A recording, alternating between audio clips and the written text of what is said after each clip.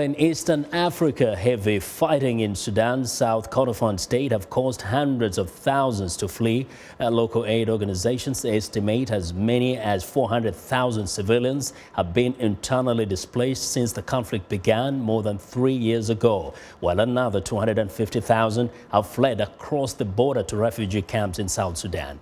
And Adam Bales has more on another looming humanitarian crisis. Hundreds of women and children shelter under trees in desperate conditions.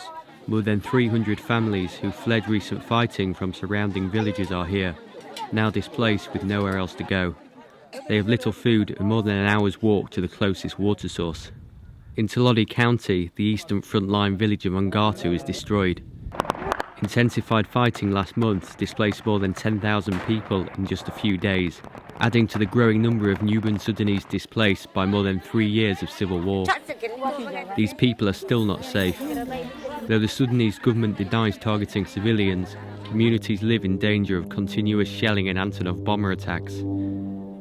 Even here, they say they are still at risk of being reached by Sudan's government guns.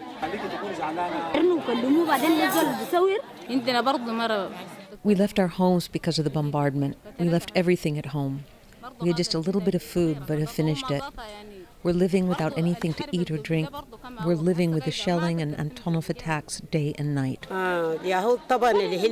We have been here for 12 days. We are staying here without food and without water. We cannot sleep in the day or night because the shelling does not stop. SPLA North rebels later took back the village, but Ongatu, recently home to 5,000 people, now lies empty. Food stores looted, houses burned, buildings flattened by shelling and bombing. Casings litter the ground from thousands of bullets fired. Mohammed Al-Sabai, Lodi County's commissioner, says everything was burned when government troops took the village. The civilians have been displaced because of the attack of the enemy shelling and aerial bombardment from Antonov. Ongatu was full of civilians before the National Congress Party attacked the area.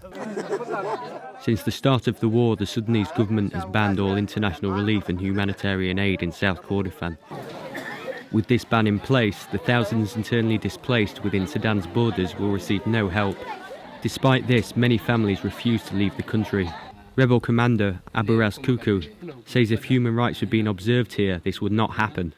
The Sudanese government is targeting civilians. If they were only fighting with the SPLA, we would not have a problem. But the thing is that they target civilians, and that is a violation of human rights. So it is unacceptable to shell and bomb civilians. That is a war crime.